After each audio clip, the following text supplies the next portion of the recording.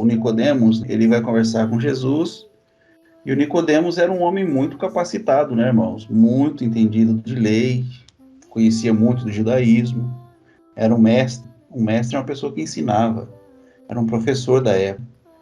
E o problema ali era o quê? Que as pessoas, o que elas viviam até aquele momento, tudo aquilo que os homens tiveram de entendimento até aquele momento, era um entendimento terreno de Deus. Então, eu vejo assim, irmão, nessa pergunta aqui, se a gente for explorar essa pergunta de Jesus, nós vamos ter aqui grandes respostas para muitas dúvidas. Se vocês não creem em mim quando eu falo de coisas terrenas, então você entende o quê? Que Jesus ele falou de coisas terrenas, correto? Mas também ele falou das coisas o quê? Celestiais. Então tem uma forma de entendimento que é terrena, você vai ver isso lá em Tiago, né, irmãos? Quando você vai ler Tiago, e tem uma forma de entendimento que ela é o quê? Celestial. É essa conexão que a gente está perdendo, né? Esse ato da gente conectar mais com as coisas de Deus. Porque a nossa vida ela é muito focada no material, né, irmãos? No material. Então, por ela ser focada muito no material, nós estamos perdendo essa conexão com a espiritualidade, com as coisas celestiais. Porque assim, olha, cada milagre que Jesus fez, esse milagre, ele não tinha o fim nele mesmo. Não era um milagre pelo milagre. Nunca foi, tá, irmãos, um milagre pelo milagre. Então, todos os milagres que Jesus fez eram sinais.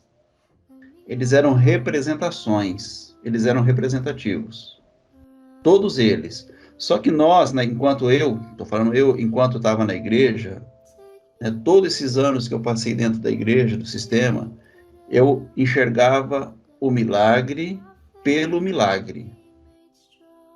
Então, nós desenvolvemos uma fé baseada naquilo que era a revelação do milagre pelo milagre, e não o entendimento daquilo que aquele milagre representava. João 5, versículo 1. Depois disso, Jesus voltou a Jerusalém para uma das festas religiosas dos judeus. Dentro da cidade, junto à porta das ovelhas, ficava o tanque de Betesda, com 5 pátios cobertos. Ficavam ali cegos, mancos e paralíticos, uma multidão de enfermos, esperando o movimento da água. Pois um anjo do Senhor descia de vez em quando e agitava a água. O primeiro que entrava no tanque após a água ser agitada era curado, de qualquer enfermidade que tivesse. Um dos homens ali estava doente havia 38 anos. Quando Jesus o viu e soube que estava enfermo por tanto tempo, perguntou-lhe: Você gostaria de ser curado? O homem respondeu: Não consigo, Senhor, pois não tenho quem me coloque no tanque quando a água se agita. Alguém sempre chega antes de mim. Jesus lhe disse: Levante-se, pegue sua maca e ande. No mesmo instante, o homem ficou curado e ele pegou sua maca e começou a andar, uma vez que esse milagre aconteceu no sábado. Os líderes judeus disseram ao homem que havia sido curado: Hoje é sábado. A lei não permite que você carregue essa maca. Mas ele respondeu: O homem que me curou disse: Pega a sua maca e ande. Quem foi que lhe disse uma coisa dessas? Perguntou eles. O homem não sabia, pois Jesus havia desaparecido no meio da multidão. Mais tarde, Jesus o encontrou no templo e lhe disse: Agora você está curado. Deixe de pecar para que nada pior lhe aconteça. Eu vou ler até aqui só, tá, irmãos? Mas eu acho interessante que Jesus ele vai para uma festa em Jerusalém. Só que quando ele chega em Jerusalém, ele não vai para a festa. Ele vai para onde está o quê? O que você percebe aqui? Ele vai para junto do tanque de Betesda, porque havia no tanque de Betesda alguma coisa ali que era muito interessante para que ele fizesse alguma coisa naquele ato ali, para que isso significasse para as próximas gerações, para aquele povo e para as próximas gerações. Então, são essas coisas que Jesus ele fala com Nicodemos quando ele fala lá, olha, se eu falar de coisas terrenas e vocês não crerem, vocês não entenderão, não crerão nas celestiais. Então, como que eu posso extrair daqui o celestial, irmãos? Essa é a questão.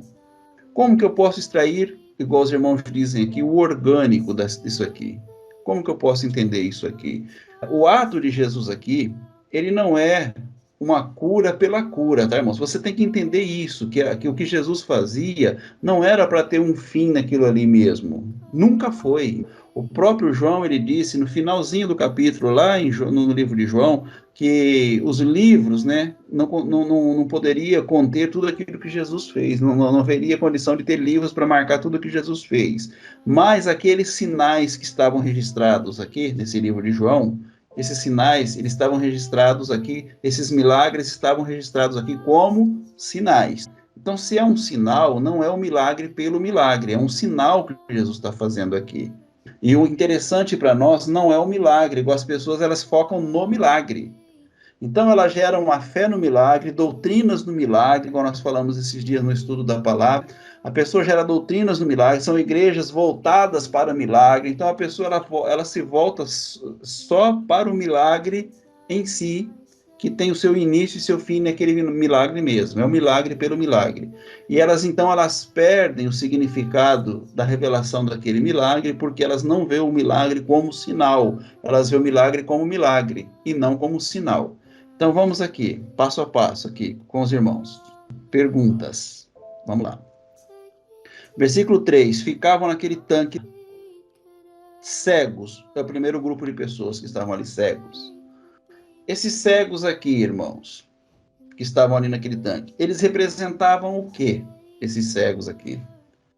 Por que que os cegos estavam no tanque ali? O que que esses cegos representam? Esses cegos aqui, eles representam toda a humanidade cega, toda a humanidade é cega, toda a humanidade é cega, não tem quem possa enxergar, não existe quem possa ver. Então, quando eu falo de coisas terrenas, eu estou dizendo que o quê? Que toda a humanidade é cega. Se eu falo isso e vocês não creem, como que vocês vão crer se eu falar das celestiais? Então, toda a humanidade é cega? Sim, isso aqui é uma representação de uma cegueira de toda a humanidade. Em relação a Deus, o homem não sabe nada, não vê nada, ele é cego. Outra coisa aqui, que é dita aqui, o segundo grupo aqui está dizendo que mancos, cegos e mancos. O manco, você sabe que é aquele que não consegue caminhar direito, ele tem algum defeito que não permite que ele caminhe corretamente. Ele não consegue andar direito, ele é manco. Alguma coisa está atrapalhando ele, que ele está mancando. Isso também é o quê? A humanidade é manca. A humanidade não consegue caminhar com Deus, porque a humanidade é manca. Eu falei que a humanidade precisa sempre de uma muleta para andar. Sempre de uma muleta para andar, sempre, sempre. Você pode ver isso constantemente, irmão. Então precisa de uma igreja. Então sempre é uma necessidade, a humanidade precisa sempre de uma muleta. A irmã colocou aí, porque a humanidade é manca. E quando não, irmãos, quando não, são paralíticos. Quando não, leprosos. Quando não, você vai pegando todas aquelas enfermidades que Jesus trabalhou, que ele curou, que são representações, são sinais. Isso aqui é a humanidade. Isso aqui são todos os homens, independentemente se são judeus, se são gentil, são assim, é a humanidade que é assim. É o homem que é assim. E quando o homem se tornou cego, quando o homem se tornou manco, quando o homem se tornou paralítico, quando o homem se tornou leproso, quando o homem recebeu todo tipo de enfermidade, irmãos. Quando ele recebeu todo esse tipo de enfermidade? Quando ele se afasta de Deus naquilo que é o seu livre-arbítrio. Ele se afasta de Deus. Aí esse homem fica doente, ele fica enfermo, ele fica manco, ele fica cego, ele fica surdo, ele fica mudo. Então, cada sinal que Jesus fazia ali era para revelar, cada milagre era para revelar um sinal, que esse sinal era para ser compreendido. Mas os homens não entendiam isso, por quê? Porque eles estavam ligados nas coisas terrenas e nem as terrenas eles compreendiam. Então, Jesus ele começou a ser buscado, ele começou a ser procurado para que o povo pudesse receber de Jesus o quê? O milagre pelo milagre. E aí, Jesus ele não veio por causa do milagre pelo milagre. Ele veio, irmãos, trabalhar esses pecados da época, que esses pecados de segregação, que segregava o povo, que tirava o povo da sociedade, que afastava o povo do convívio, que afastava o povo de Deus. Esses milagres que tornavam os homens cegos, surdos, os homens mudos, os homens enfermos, com todo tipo de enfermidade. Então, o que Jesus veio? Ele veio, ao invés dele ir cumprir um propósito de uma festa em Jerusalém, ele procura quem lá? O povo que está segregado. Ele procura as pessoas que estão segregadas, para que ele possa trazer de volta essas pessoas para a convivência da família. Isso significa o quê? Trazer as pessoas de volta para Deus, para o Pai, para a casa do Pai. Esses enfermos que estavam ali, cegos, surdos, mancos e tudo mais, esses tipos de enfermidade, eles esperavam o movimento da água, porque eles contam que o anjo descia de tempo em tempo e agitava a água. Nós não vamos entrar no mérito dessa questão aqui, dessa discussão, tá, irmãos? Mas nós sabemos que durante um tempo lá a água borbulhava, a água, né, se movimentava, né? Não sei se por causa de gases do solo, não sei o que acontecia, mas a água borbulhava e eles acreditavam que eram os anjos que estavam movimentando aquelas águas. Para eles que era o movimento dos anjos, eram os anjos que movimentavam a água e era um movimento, eu creio que é um movimento natural, tá, irmãos? Da natureza, que algum fenômeno acontecia ali, natural. Mas eles criam dessa forma. E aí, eles criam tanto nisso, que aquele que entrava primeiro, muitos deles eram curados, porque eles criam nisso. Era a fé deles. Era aquilo que eles tinham como entendimento e eles acreditavam de fato nisso aí.